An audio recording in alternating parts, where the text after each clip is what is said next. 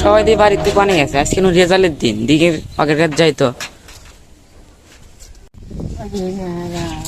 আজকে রেজাল্টের দিন, দেখ তো রেজাল্ট দেখ তো।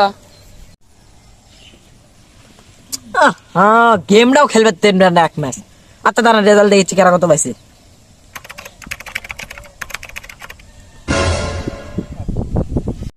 কি রে তুই আমার করলি কে? আব্বা ওই আবার করবো না, পরীক্ষা তো নিজে ফেল গেছি। আব্বা আমরা তো দুই ভাই এ প্লাস পাইছি, আর তোমার এই গুণাদার ছেলে 1.2 প্লাস পাইছে। কে আব্বা কইছিলাম না পাস করবো আমরা, এল্লা খেলে মাথার দিমাগ খুলে যায়।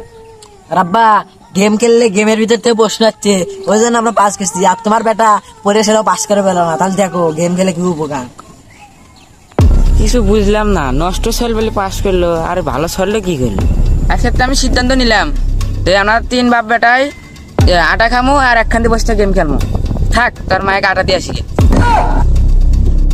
আব্বা কয় কি রে?